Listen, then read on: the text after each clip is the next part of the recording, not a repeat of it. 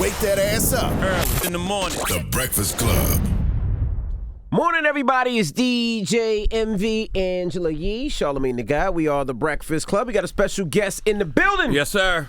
From the United Kingdom. He's a heavyweight champion of the world, 22-0, Anthony Joshua. Welcome, sir. Good morning. Thank you for having me. Who is Anthony Joshua for the Americans that don't know, that may not follow boxing? It's a normal guy coming to boxing when I was 18, and I only used it as a route to kind of better myself as a person. I was smoking, drinking, partying, trying to be something that doesn't represent my community properly, in my opinion.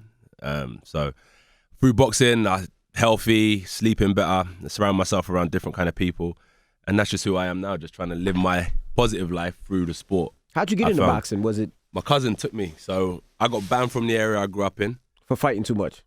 Now, is this Nigeria or the UK? This is UK. Okay.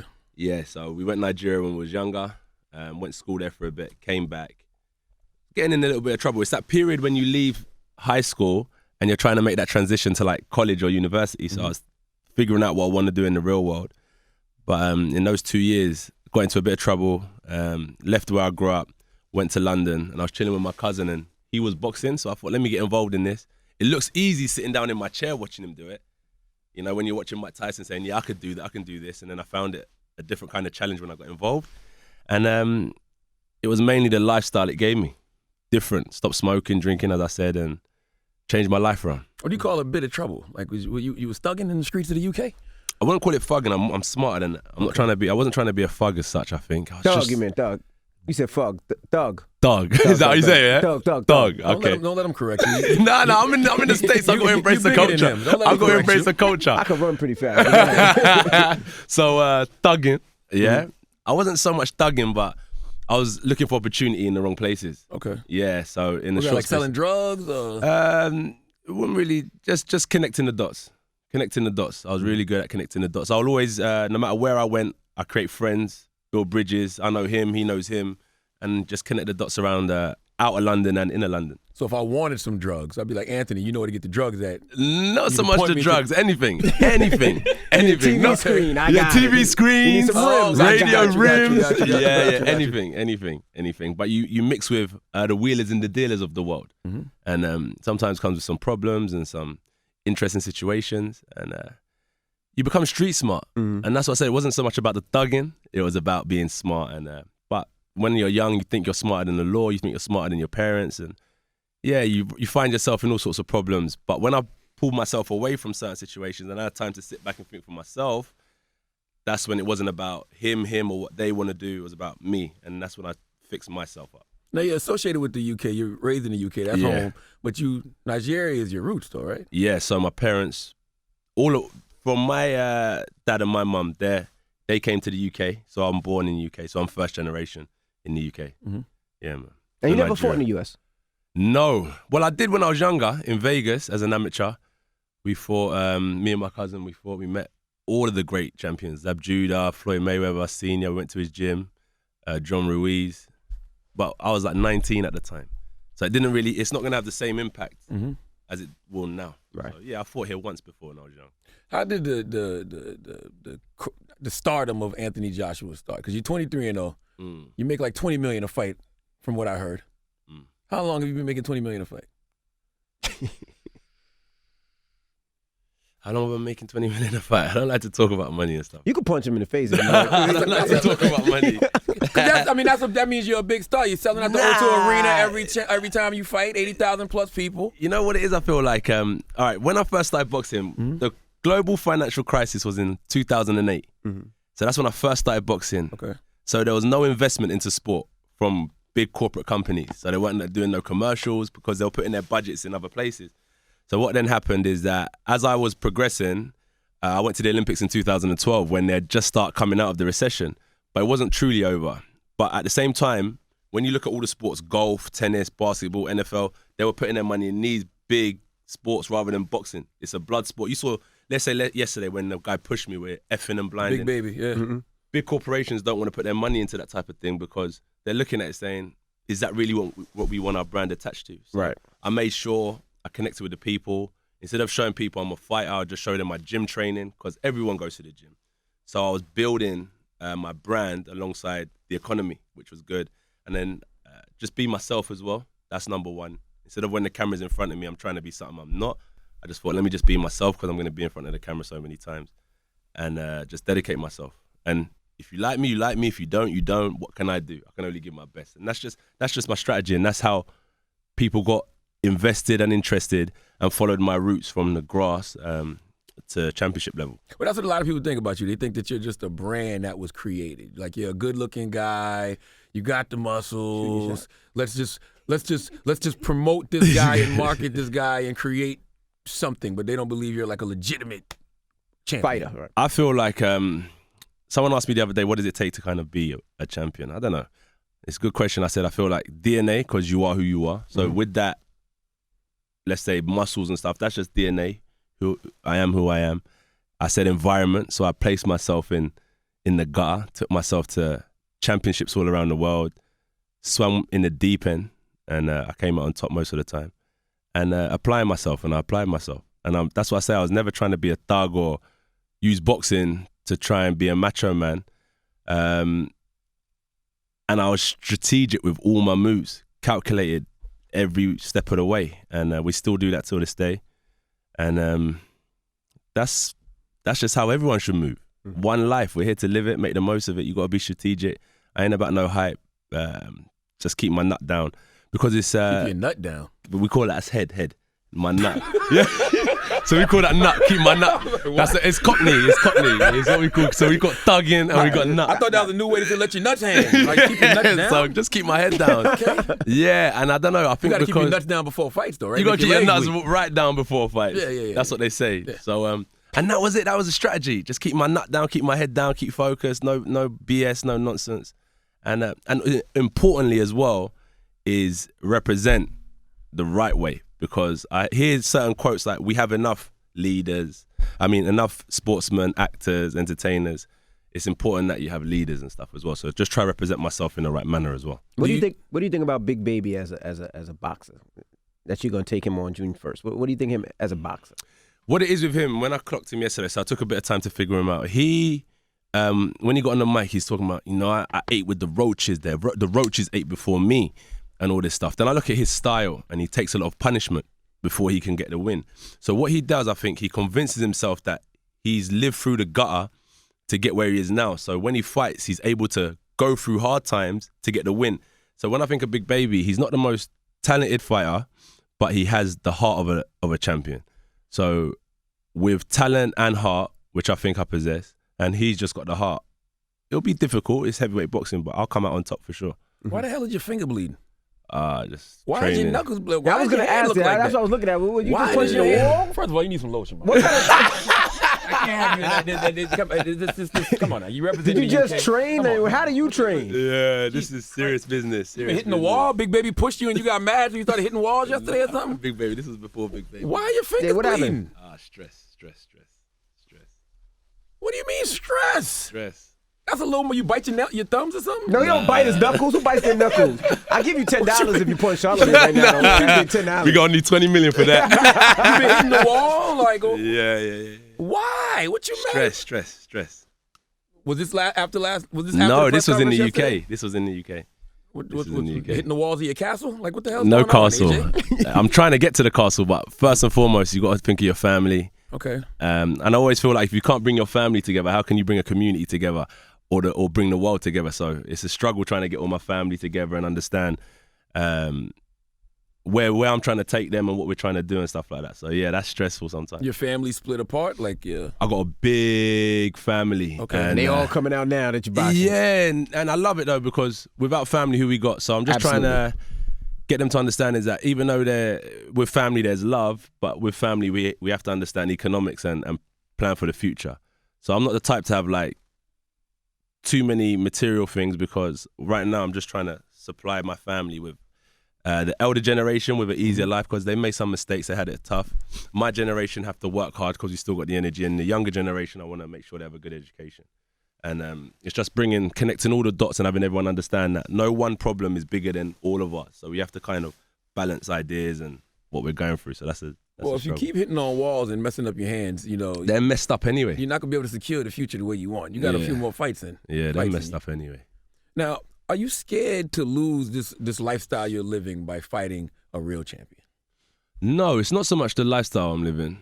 I feel I'm definitely scared to lose the lifestyle I'm living because the world isn't set up for us to make it and keep it. So I get that. So I've got to be smart. But in terms of fighting a real champion, that was a little stab. Like, you ain't fighting no real champion. We're going to get to that. We're going to get to that. That's what I'm saying. We're getting to that. Yeah, it's good. This is what we're here for as well. $20 you punch me in the face. It's going to keep going up during the He interview. gets $20 million a fight. Why would he punch me for $20? He might get there after this. Come on, you insulting? You gonna let him insult you like that? Nah, look. So we fought. So in my 16th fight, when I'm just on stats and facts. Like, I don't know why people. If I was from the States, you know, you guys have Hollywood, the biggest breakfast shows, music. Mm-hmm. So I feel like where I'm from, it's like just tagging along to what you guys are doing over here. So maybe I just feel like I don't get the look in I deserve. But that's why we're here now, to kind of come to the biggest platforms and speak about what we do. So if you just look at the stats and the facts, I've outperformed, beaten better champions, been in the game less time, changed the game, with that being said. And I just feel like none of these guys can compete with me when it comes to stats and facts. They can talk a good game, as we saw yesterday as well. They can really talk a good game, which is good. We need the entertainment of the business. But when it just comes down to nitty-gritty stats and facts, I'm levels above, and the paperwork shows that as well. I just think right now you have Luis Ortiz out there. He's a good fighter. Tyson Fury. Good fighter. You have Deontay Wilder. Good fighter. Why fight Big Baby Miller at this point in your career if you want to be looked at as one of the elite? If they look at you as one of the elite, why not fight one of those three? I agree with you. It's a good question. So if you look at yesterday, right, how it's got everyone talking about it in our industry, it's a perfect move to come to USA and fight. Like, I'm fighting in MSG. He's from Brooklyn, New York. So it made sense to fight. And then once I established myself here, then we look straight at the Luis Ortiz's if Wilder or Fury isn't ready, because my strategy was to fight Wilder in April because he was about this one face, one name champion. So we was like, all right, cool. Wilder has earned £10. We're going to offer him X. He wants all the belts. We've got all the belts. Biggest stadium, but he wasn't interested. So now what we've done, we've come to the States as well to show that if you don't want to do it on our turf, we can come here and we can box on your turf as well. So it's just a power move as well as a passionate move for the love of the sport. And then once I get Big Baby out of the way, if Wilder and Fury are still not interested because they was talking about blacklisting me, they don't really want me to be leading the pack as such in terms of negotiations, which is weird to me because there's enough for everyone to eat. Then I can look directly at Luis Ortiz, because that's the next guy that I feel like once I've broken the market in the USA, he's a good fighter to fight. Y'all talking about Big Baby like he trash, man. I was going to tell you that. He's not on Luis Ortiz, Tyson Fury, or Wilder's level. No, he's right. Big Baby's good, but those guys, they're elite. They're elite. Do you think you could beat any of those guys? 100%. What makes you think that? Stats and facts. I've been in the game a lot less time. I've swam deeper, and I've come out on top each time. So I just think, just born to do what I do, and I don't need to boast and brag about it either. I'm just born to do what I do, and there's no two ways about it. But I'm on record as saying I don't think you can beat any of those guys, Ortiz, Fury, or Wilder. But that's $40 right now. The man gets $20 million a fight. How long we got? Got a little bit of time. It's $40. Would you rather me talk behind your back or talk to you? Talk to me. Yes, Talk to me. we're having a conversation. $40. It's a nice guy. But what I feel is good because I used to carry this whole division on my own back. But now it's good to have opinions. Yeah, I had to have a big back. I had to build myself up. Have a thick skin because opinions and so on. But now it's good to have, I don't think you can beat Wilder. I don't think you can beat Fury. The division is thriving as a whole. Everyone's bringing something to the table now. Before, I was just sitting here. And that's why I got a lot of envy and hate, because they were like, why him, why him, why him? But I was saying, but you guys have been professional 10, 15 years and never made the move to fight anyone. Tyson Fury fought Vladimir Klitschko, one fight, and now became a boxing god. But he's been professional 11 years. And I'm thinking, what took these boys so long to grow some nuts? To let their nuts down. And let their nuts down. When we come in and done it in 4 years, when it took them 10 years. So I just know that, like, stats and facts, I'm just levels above because I got the balls and the skill. Wilder's last 2 fights, though, he fought Ortiz, tough fight, fought Fury, tough fight. Those 2 hard back-to-back fights. They are hard back-to-back fights. And I think he realised that if he wants to get the respect as a champion, he can't have 38 fights, 40 fights without fighting no one credible. So I think he's realised that, I want to be popular in the States. I want to hang around with the athletes and the movie stars. And to get the respect amongst people in my own industry, I need to fight people. So it's taken him 10 years to grow that confidence, which is fine. But now he's here and he's got a young champion coming through. We have been negotiating, trying to get this fight made, and I'm sure it will happen because we're in the same era, same division. There's no reason why it can't happen. It's just timing, unfortunately. We feel that same way about you, though. We saw you fight Klitschko, but I mean, who since then? So Parker? So what happens is that, so I fought in my 16th fight, took the title, defended it against Dominic Brazil, who Wilder's probably going to fight next. Mm-hmm. So it's like, why are you going backwards? But anyway, so fought Brazil, defended it against, I was supposed to fight Klitschko straight after. Defended it against Molina because Klitschko pulled out of an injury. Bang, Klitschko. So now I had my hand on one belt. 3 fights later, I took another belt, defended it against another fighter, beat Parker, took his belt. So now I'm saying I've collected everything. So it's like Lord of the Rings. I've got all 4. Wilder, come and see me. If you think you're the best in the world and the king of the division, come and beat me and prove it. And then you can run wild and be the, negotiate them crazy terms that you're talking about. So I just felt like if you're the best in the world and you truly believe it, come and see me. Let's get pen to paper.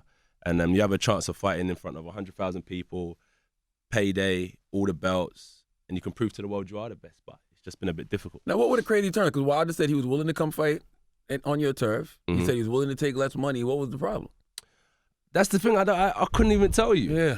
That's what I'm baffled about. So, as I said, April 13th, we had the date set. And it was like, when you start listening to certain things, it was like, oh, we want to blacklist him. If you hear what he says sometimes, he's been trying to contact our management, but we're not interested. Tyson Fury, that's the guy we want. But then I'm saying, but it was about one face, one name, one champion. But I can't really control what Wilder says or what he does. Just say that when he's ready, we're ready. And whatever he's done in his career, we can surpass that and double it, triple it, and give him a better offer than he's ever seen before and give him a shot at becoming one of the best fighters in history. What more can he want? Did you hear when he was on The Breakfast Club? I've heard a lot of his interviews. I'll definitely listen to it now. But we got it right. We got it right here. We got you. I had to deal with Sky Sports. They wanted me to come over and commentate for them. Mm-hmm. And I told them I come on one condition. And the terms was I get in the ring with Joshua at the end of the night. So we talked about the Sky Sports thing. So I said the only time I've let someone in the ring after the fight is when I'd signed the deal. So Klitschko got in the ring with me because we had a deal signed. It was like, let's get him in the ring after I win. And now we promote the fight saying the date set, the fight set. Wilder wanted to come without signing no contract. I said, why are you getting in the ring? This ain't about building profiles or hype. If you're serious and you want to get in the ring, let the world know we've got a fight. If you're not serious and you haven't signed the fight, there's no need to get in the ring. Because this is my show. That makes sense. Yeah, so it was just like, sign the contract, let's do the deal, then get in the ring and we'll announce to the world that, listen, the next 2 champions are fighting each other and there's going to be one face. But at that time, we had no deal in place. So I said, don't waste your time or my time. The fight's already big. We don't need to... Let's not waste no promo, baby. Right. Yeah, that's all it was. So that was that situation. That was my view on that situation. I like how you're producing this. Tell him, bro. Then, a couple of days later, I get a phone call from my manager. He was like saying that ain't going to be able to happen because Joshua talking about upping the security on me. I even heard about restraining orders and stuff, saying he don't want to hype the fight, for what? And, and it's... No, it's kind of true, but no restraining orders. I'm not really into like, hey, up the security. Wilder's not coming anyway, so why am I worrying about upping the security? Yeah. It's just a situation where sign the contract, it's a good fight to promote, get in the ring, we can talk till the cows come home. So they say, Wilder, why are you over here? We're trying to negotiate a fight.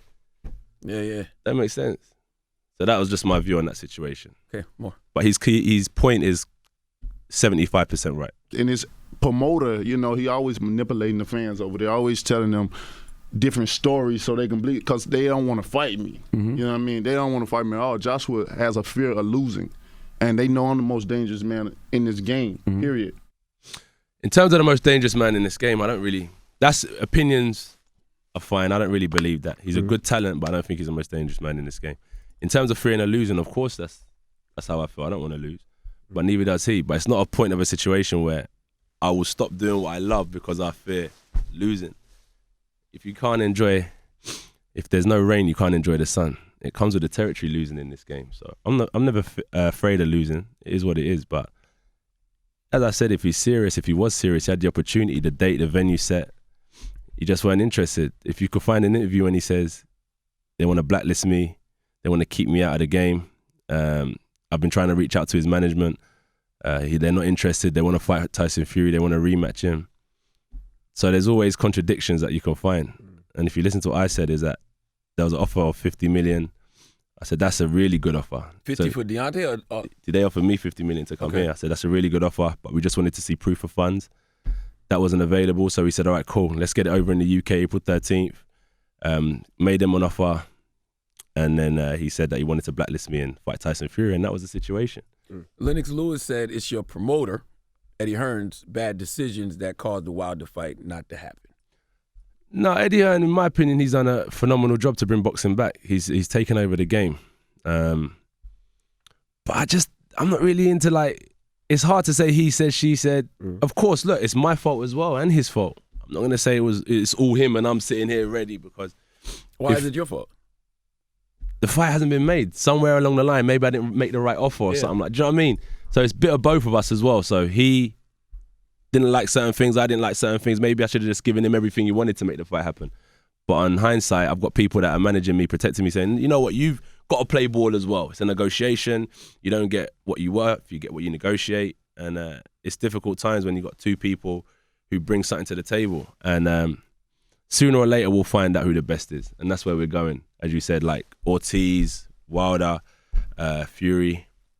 We'll all connect the dots sooner or later. I know it's a strategy, and they're building up the brand at Anthony Joshua, but do you think Eddie Hearns believes in you the way he says he does? Because he won't put you in the ring with any of those guys right now. I just feel like we made the offers. Like, we made Tyson Fury, big offer to fight April 13th. He said he wasn't interested in no percentage splits, give him a flat fee. Really? Mm-hmm. They made the offers to fight these guys. That was last April or this April coming? This April coming. This April coming. It doesn't seem like he's scared. That's surprising coming from Fury. Yeah, the proof's in the pudding. I could get up emails and stuff. The proof's in the pudding. We made lucrative offers to get these guys to fight. And I'm saying that, like, when I was fighting for the championship belt, I took the low end of the stick because I knew that I wanted to prove I was the best. And once I do that, I can sit here as king now and say, like, I run the division, now come and see me. Right. So I'm saying that I've got 4 of the major belts. Like, what more do you want? You can fight for the belts, your biggest payday. I've given you your biggest payday. I fight in front of 100,000 people. So it's a global sporting event to kind of build your profile. Look at Big Baby Miller. He's kind of gone on and now become a YouTube sensation for that push. So you can see it's a YouTube sensation. So it's like it's a global event. So with all these positive things, I'm just baffled to say why they don't really want to fight yet. So you think these people are scared of you as opposed to we thinking that you're scared of them? I don't think, honestly, hand on my heart, there's no fear in any of these guys. You say just hand on heart. Oh, word is born. Word is born. Word is born. I said word is born. Word is born. Dead ass, son. Dead ass, son. Yeah. So word is born. That I got 100 for you. $100. None of these guys are scared, but I just feel like they want big rewards for less risk. But they're getting it though. That's my point as well. Yeah. That's my point. But that's what I say. Maybe it's my fault. Maybe it's their fault. Not the blame game. I don't think they're scared. I just feel like they want big rewards for less risk. Do you think boxing is more focused on politics and making money rather than the actual sport? Yeah, massively. Yeah, massively. Which is fine because Mayweather showed us you got to be about your business. You got to be, you know what I mean? He changed the game. What's the problem with making money, especially when you're getting beat the hell out of? Yeah, I feel like years ago, a lot of guys were losing money and getting bad advice. I watched the documentary like 30 for 30 Broke. ESPN, all those documentaries, and you hear so many stories of athletes making bad decisions, and Mayweather kind of showed me as an athlete how to handle your business and stay in control. So I feel like it's important to be about your business and be about your money, but at the same time, the fans miss out on certain things as well. So it's a balance in that. So where I learn from two ends of the spectrum, I'm trying to kind of correct it and be in the middle and say, that's what I'm saying. Maybe I just didn't give them enough. Maybe it's my fault. Maybe they wanted way too much. Maybe I've got to kind of bring their fantasy back to reality. So I'm just caught in the middle of what is holding this fight up. But I just feel like these guys shouldn't blacklist me out of the situation because I'm the one with the majority of the belts. So how can they I don't see how they can do that though. How can they blacklist you? You got the belts, Wilder got the belts. Yeah. How can they blacklist you? So it's just like, so I feel like I'm only champion until June the 1st. So I've got to go out and defend my belt. But I feel like blacklist me to say, now he can go and fight someone like Dominic Breazeale, who isn't so much of a threat. Stay champion. It's good to be champion, and just stay relevant. Stay relevant, and then when the time comes, the division will change. Who knows what will happen June 1st? And then maybe Big Baby Miller. Yeah, I want to fight Big Baby Miller for all the belts now because he gets the big reward. Wilder's the A side, less risk.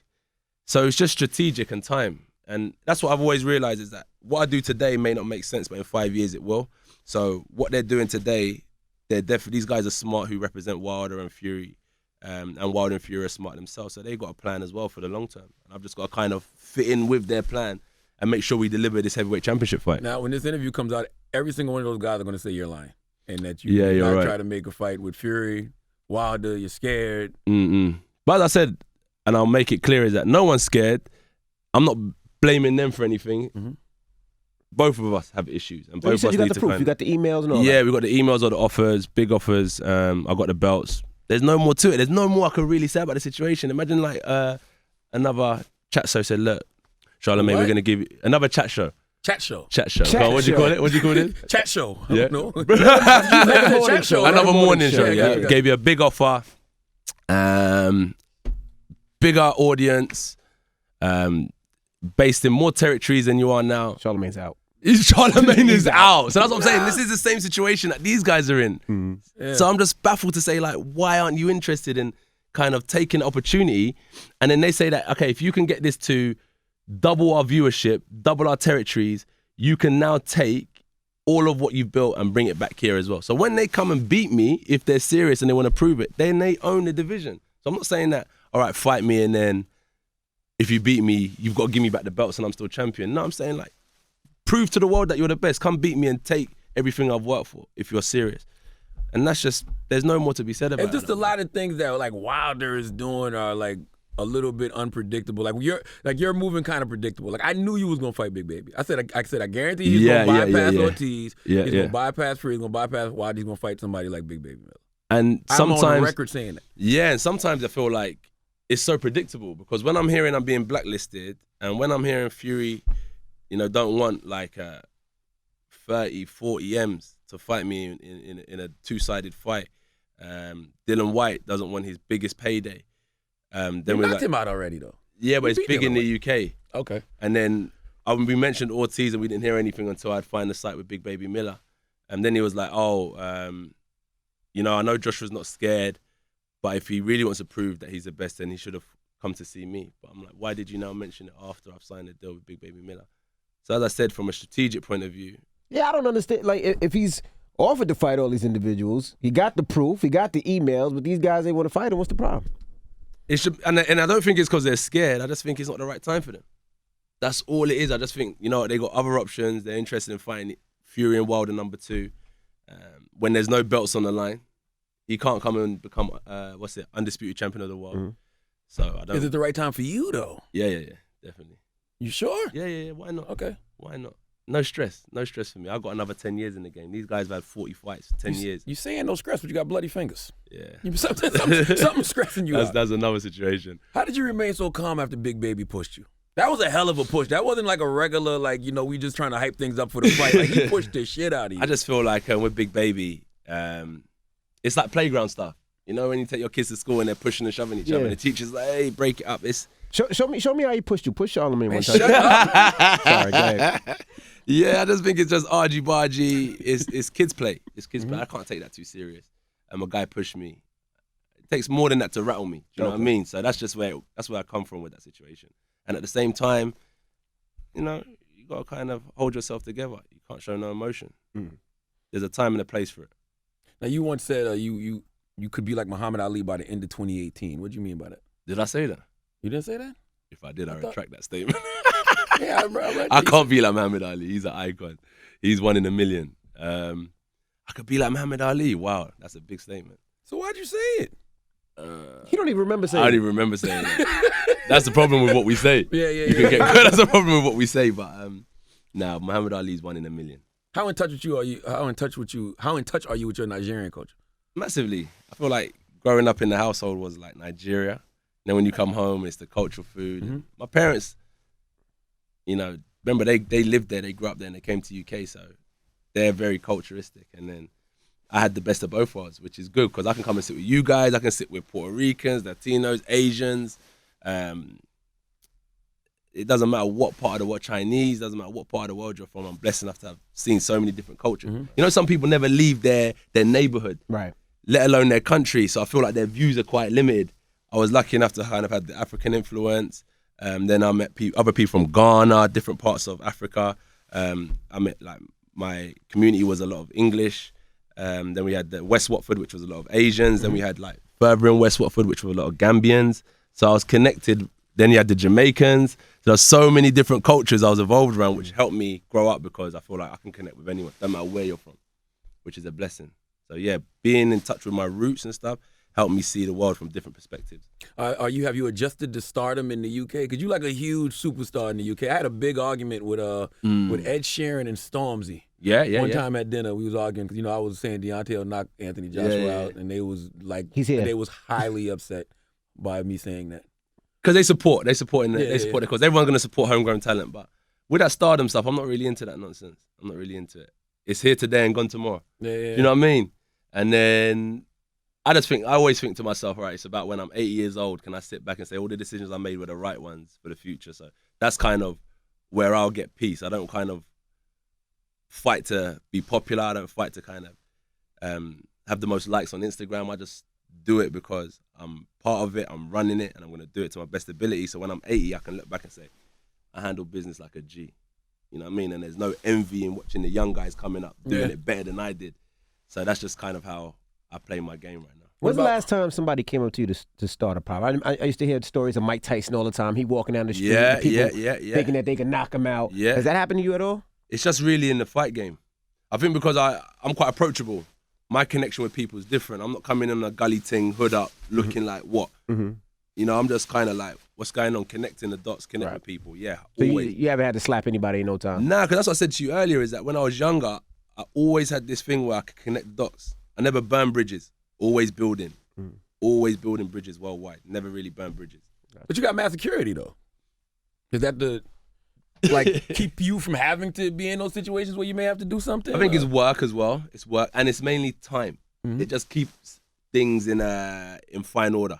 You can't stop and take pictures and talk. They make sure they get you out the way. Yeah, it's just work as well. So it's just kind of just keeping a balance of organization, time, and you know what the good thing is, even though they're security, they're family and friends. Right. So yeah, it's not so much like this guy don't root for me. It's about, sorry sir, I know this guy's about to knock you out, but I clocked off 5 minutes ago. You're on your own. Like, that's not the security relationship we have. They're like family to me. So it's through and through. They got my back, and I ride for them as well. If anything happened to them, I'm stepping up. Every security guard you got looks like Tyson Fury, by the way. Throw that out there. Now, what about the ladies? Yeah, ladies are good. What do y'all call thoughts in your UK? I don't want to say. Why? I don't want to disrespect no woman. No, that's not disrespect. I'm just saying, like, it's a certain. It's a slang. Thoughts. I'm not gonna say the other one. Yeah. There's in all different cultures and shit. There's women and men. We're all thoughts anyway, deep down. Oh well, now I'm a faithful black male. I'm part of the faithful black male community. Speak for yourself, you whore. How dare you, Anthony? How dare you? Speak for yourself. So you want to know if you're single or not? Because first he asked about your money. You just told us your thought. Yeah. I'm not. He said we all thoughts. We all thoughts deep down. So I'm not trying to settle down right now. Focused. I don't want to lead any woman on. God damn. I swear I don't want to lead any woman on. I don't want to lead any woman on. I'm focused. I'm hustling hard. And everything I do has a sacrifice on my family. If I can't even spend time with my mum or my son or my niece, how am I going to now spend time with this woman I met after 29 years of my life, and now she becomes the most important thing? She has to fit in to everything I've been building up till this day.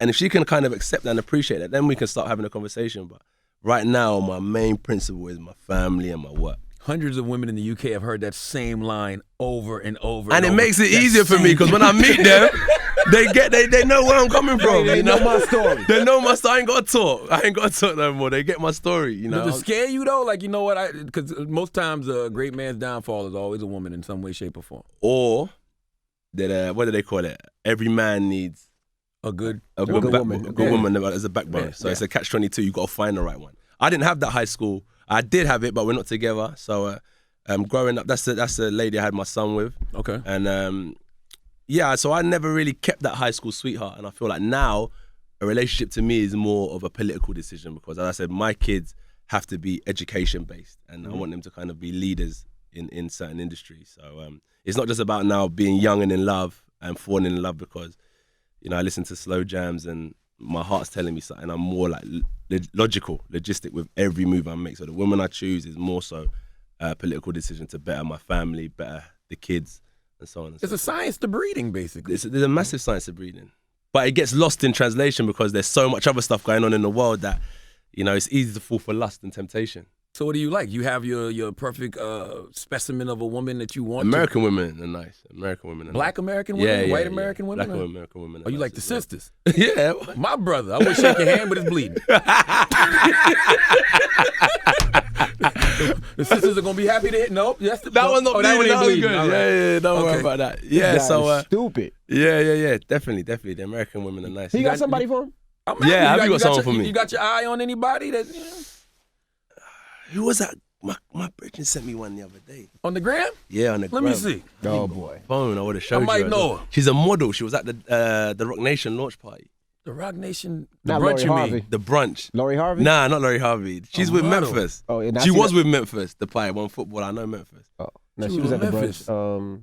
The management team are looking at me like, don't get your phone out. Who is Memphis? Memphis Depay is a footballer from Europe. That was Lori Harvey was with. That was who Lori Harvey her was ex. with before Trey. Remember? That's what you talking about? You talking about No, Lori? he No, said I'm not no. talking about Lori. I'm not I talking said that, about but she was at the Lori's Rock Nation beautiful brunch. though. Lori is beautiful. A girl. model at the Rock Nation brunch.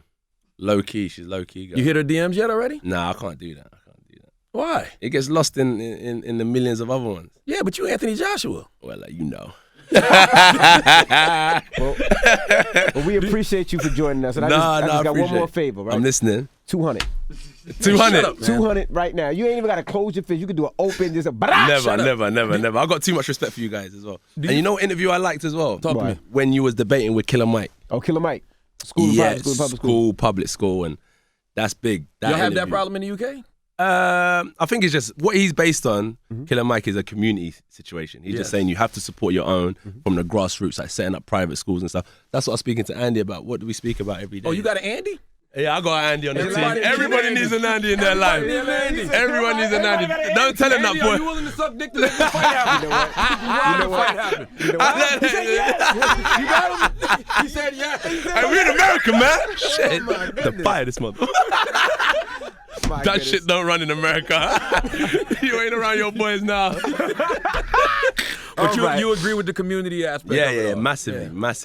That was a big interview, and you learn a lot. Yeah, you learn a lot. So well, I hope you people disagree. It have was a conversation. good. I read your points and his points, and it was good. And that's what I speak to him about is private schools. But the main thing is as well when you come on this show is getting your point across. And I think one of the main things is my background, how I am as a person, what I'm doing here, and also the situation with the heavyweight division.